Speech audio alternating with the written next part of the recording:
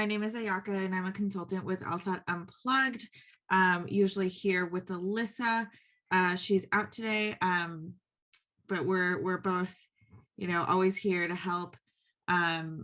Today, I really wanted to talk about essays, and really this class is called Essays 101, and we really want to talk about, the basics of writing an essay. With the assumption that we know how to write English, but the personal statement, diversity statement, addenda, all of them are asking you to reveal a piece of yourself and to talk about yourself in a way that you're not asked to do on a normal daily basis unless you have a very specific kind of job. So we really wanted to touch on it and kind of talk through how you can get in the mindset of actually writing for your application. So first off, I want to recognize that the writing style and the writing you're being asked to do for applications is pretty unique, and most of us haven't done it since we've applied to undergrad. Some people might have done a similar sort of writing when they applied to a master's program or a different program. So, there's the varying levels of experience here, but many times we did it in undergrad and we haven't written like that in some time. So there's no shame, there's no embarrassment out there that writing for your application is kind of difficult. It's a little bit of a journey, and I have to say, most times, 99.9 times out of 100, it's not going to be perfect the first time out, and even the second, third, fourth draft is not going to be the final draft. It takes a bit of time. So I have a checklist for you that I will put up in a second. But I do want to talk through some big elements when I feel like I need to think about before I get into the writing process. So, like I said, the essay writing for applications is pretty different than, the emails you're writing to your coworkers, texting your family, any sort of business proposal writing. It's pretty different. So what makes it different? You're asking for, the application is you asking to be admitted into a program for a professional school. So this is a little bit more different than undergrad. And I won't say, 180 degrees different, but a little bit different because, undergrad, you're talking about potential and blah, blah, and all that. Here, you're really asking for a position in a professional school. And you're saying, here are my qualifications. And that might just be LSAT GPA and some sort of experience you had in undergrad. Some people who have had a career there might be a little bit more depth to the qualification. So, the ask is a little bit different. Going one step deeper, there are schools that have prompts for, personal statement, diversity statement, impact statements, areas of interest statements, all of those things. There are prompts out there. Some schools say, this is a free topic, talk about whatever you want. I just did an interview with the director of admissions at GW Law, Mr.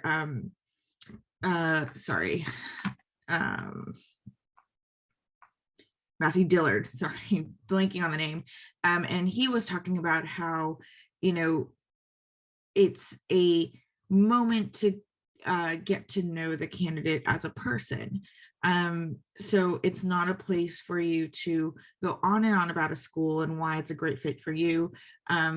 It's a place for you to tell admissions who you are and how you will show up in a classroom. That being said, I think there are a few things that you really want to think through when you are writing your essay, when you start writing your essay, or when you start thinking about writing your essay. So before you start writing, I think, one of the things is to think about what is the purpose of the essay. And, most of the time, it's going to be to get to know you, right? And that's still pretty broad. But reading the school's application, if there is a prompt, the prompt will usually let you know what the school is asking you to tell them. So if it is, tell us why you want to go to law school, you want to make sure that your essay answers that question. You don't need to justify the answer, but you need to answer the question. The other piece to that is schools asking for a free personal statement, like a free topic personal statement. The majority of students will still answer the why law school question, because it is a logical question to answer. And there are schools out there who say, yeah, we don't really require you to tell us why law. However, we want to get to know you. And I find that when you consider you're applying to law school and they're asking, how can we get to know you better? And you're submitting a piece of writing that is 2 pages. You're going to want to reveal something significant about yourself. And I think the reason to go to law school is pretty significant, especially if you've, had some sort of career, or you've studied something specific in undergrad and you're, making this transition to law school. I think that's a pretty significant change in your life that you're making, even if it is something that you've said you would be doing from, the age of 7. If you're like, I'm going to be a lawyer at age of 7, still you are making a decision to apply as an adult. So really think about that topic. Think about whether it answers the question of why law school. I don't want you to feel bound by that question, but if you don't want to answer that question, which is fine, that's up to you, maybe think of it as, these are the things I want admissions to know about me. That includes great qualities about yourself. That can also include big life events that you think, you need someone to know about you, or else they don't know you. There are certain life events that people feel that way about. And so I do encourage you to kind of reflect back on your life and see what would be a good story to tell. I do want to look at picking a topic, and I know we've done a class on picking a topic, so we won't go super deep here, and this is more big picture, but I think one of the biggest mistakes that Alyssa and I see when we're looking at essays, and this happens, I don't want to say a majority, but a good number of times, is the essay or is the story you're wanting to tell about you. A lot of times it's about a parent or an uncle or a friend who went through some legal trouble, who went through some trauma, and it's you observing the event rather than you experiencing the event and telling us your reaction to it. I say this with all due respect. We don't need to know about what happened to your relative that went through a legal issue, right? We want to know what happened. If you're talking about a specific event, what happened to you and how did you come out of it. So it's important to think about that topic more. There are a lot of people who say, my parent went through this legal problem and I helped them out and blah blah. Great story, but make sure the focus is on you, not the parent. And the biggest mistake I see when students come in with those essays is half of the essay, which is probably the first page of the essay, is setting up that story. Like, oh, this happened and my mom went to this lawyer and that wasn't good. And then she went to another lawyer and then, I helped her find another lawyer. Like, the setup is too long and we really want to get to the crux of the story. So make sure that the account of what happened is about you. It's also good to know that, yes, there's only 2 pages. Most of the time, there are schools out there who might allow for 3 pages. But 2 to 2.5 is a sweet spot for telling a story. The amount of space you use to tell the story matters. And I hope that makes sense. But if your essay, the first page is a setup to the story, I think that's a little bit of a red flag. You might need to get on with the story a little bit quicker, get to the point of the story, and then tell us, what you got out of it, what you did, what are the actions that you've taken out of that, so we can see who you are as a person, your character, and your best qualities. I think a lot of times when we talk about picking a topic, we get a lot of questions around, what is an appropriate topic? Is it too specific to yourself? Is it too deep? Is it too traumatic? And Alyssa is very good about talking about this, and I'll try to do her justice. But I think the topic, if it is a traumatic event, make sure you have processed it and you can talk about it. And not to say that being emotional about it is bad. It's absolutely not bad. But you are applying to a professional school and you want to kind of separate the emotional trauma versus what has happened and how you came out of it. And hopefully the story is that you came out of it stronger. So really think about whether it's an appropriate topic. The other piece to this question of is it an appropriate topic is there are stories out there that people are so attached to telling. People live very rich lives and there's so many things that happen in a person's life, traumatic or not. And people may be very, very attached to telling a specific story. But I do encourage you to consider whether that story expresses you in the light that you want admissions to see you. Is that what you want admissions to know about you?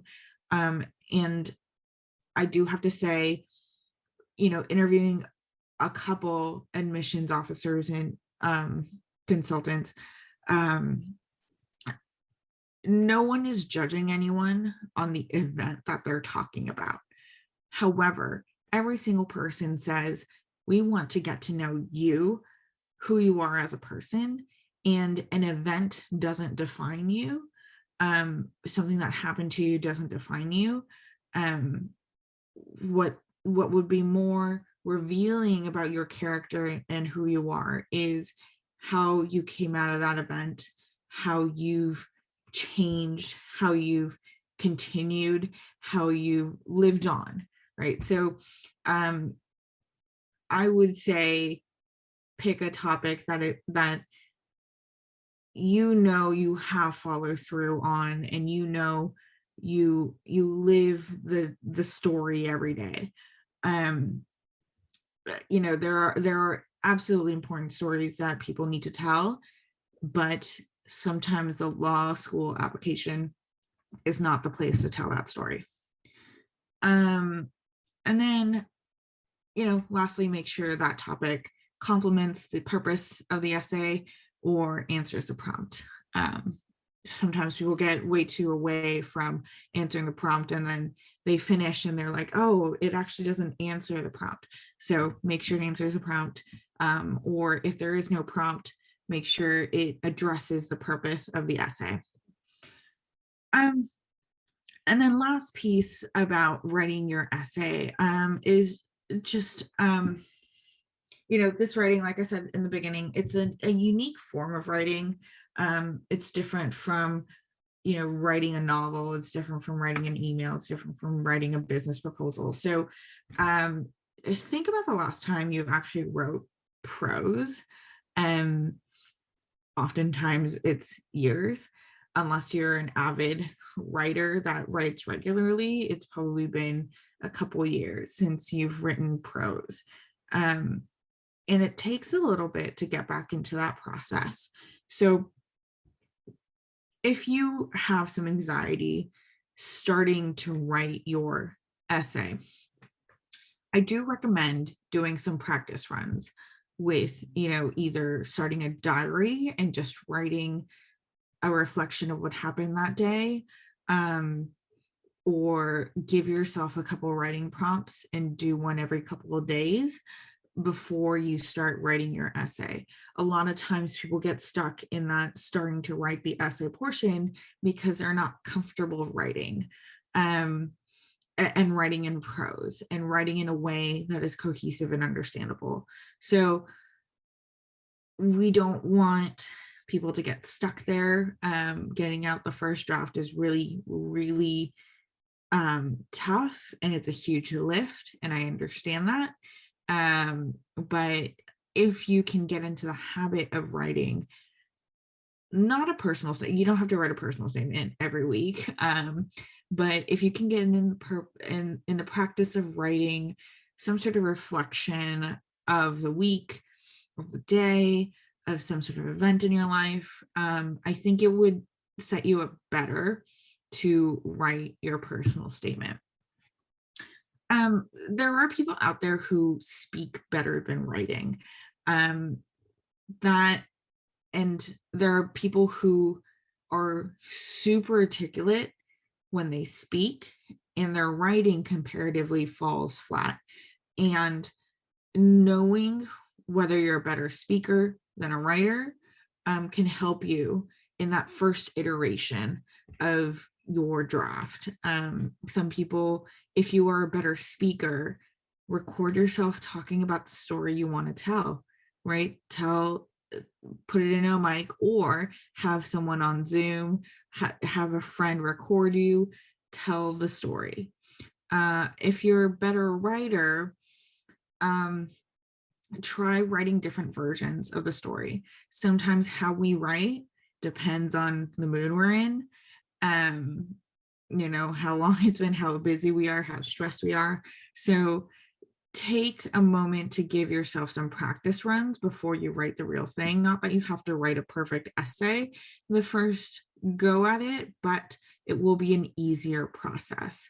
I say all these things because I said this in a very early admission session that we did, where it's really easy to see a progression of someone's writing, and there are essays out there who applicants out there who come to us and says, I just want a last pair of eyes to make sure there are no mistakes, nothing.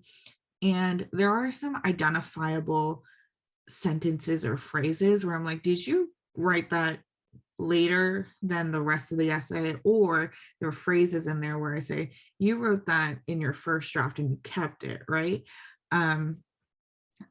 And these phrases, sentences that, maybe you've added way later as you have gotten better at writing drafts and written multiple drafts, or phrases that you've kept from your first draft. Not that that's a bad thing, but they do float a little bit, because over the course of the next couple of months that you're writing, you're getting better every single time. So the way that you've written the first draft, you will sound different in your 10th draft. And that difference is so clear that it will show up and it will be pretty obvious. So if you're going from a 0 to 100 in writing, I do encourage you to do a little bit of a practice run before you actually start your personal statement, because you will have to go back in that 10th, 15th, 20th draft, which is not uncommon, to fix phrases that you wrote in the first iteration that you've kept throughout the drafts, because it sounds a little bit off. Yeah, so that's my 2 cents. And then, can you tell the story that you want to talk about in your essay in 5 minutes? Can you tell it in 2? Can you tell it in 1? Most of us, the majority of us, speak faster than we can write.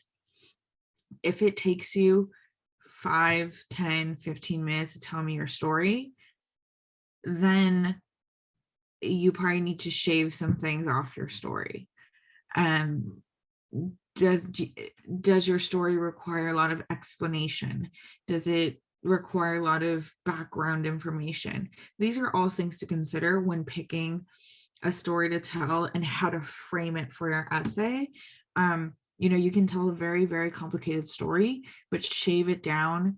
I don't want to say dumb it down, because you're not dumbing down a concept, or but you want to shave down details and maybe some events that you think are super relevant, but in writing a 2-page essay just won't fit on the page. So you really want to think about all of those things. And if it's going to take you 20 minutes to explain your story, you really have to think about what needs to be cut, because usually that story can be split up into a diversity statement, a area of interest statement, a personal statement. Like, there's so many ways, and there are more times than not that I look at an essay and say, well, let's split this up into a diversity statement and a personal statement, because there's too much going on in the essay. So be aware about how much information you're putting into the essay. It's not a let me talk about my job. You really want to talk about how you performed your job, and how you have showed up great at your job, showed up great in the classroom, showed up great at your internship, or showed up great to for your family. It's about that, and not about the internship or the job or the event, right? So we really want to be very tailored and make sure we're not deviating too far. I don't think it's a bad thing for your first draft to be a super long draft. Talk about all the things you want to put out there. Talk about all the things that you want to put out in that essay. And it's easier to trim than to add. So really think about putting all of it out there on the table, and then we can work together on is finding where to trim and where we can kind of mold into a different essay maybe, and all of that. So I do have a checklist for you. Let me see if I can share my screen. Here we go. So this checklist really reflects what I just talked about. So it should not be new. It's just exactly what we talked about right now. And it just goes over, let's see, before you start writing, picking a topic and things to consider. This is really quick and dirty. There's a lot of nuance to some of these. Is there a prompt? Well, there's an implied prompt, but kind of take this as your guide when you start writing an essay.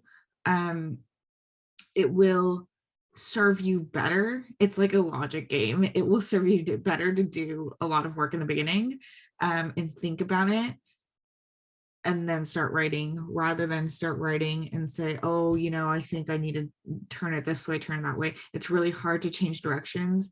In an essay, it's not unheard of, nor is it uncommon. Most people need to take their essays in a different direction. However, if you can do some of that work in the front end, it will serve you a lot better as you keep writing your draft. So I do encourage you to take a look at this checklist and, go through, think about what you want to write, why you want to write it, and does it fit for the school you're applying to, the program you're applying to, and hopefully this will serve you better than just going off and writing. And that's all I have for you today. We will be back. Alyssa will be back next week. But thank you all and have a good night. Thanks for tuning into the show. Please subscribe if you haven't done so already to be notified of new episodes as I release them. And feel free to reach out if you need anything at all as you move forward with your prep. I'm happy to help however I can. In the meantime, I wish you all the best and take care.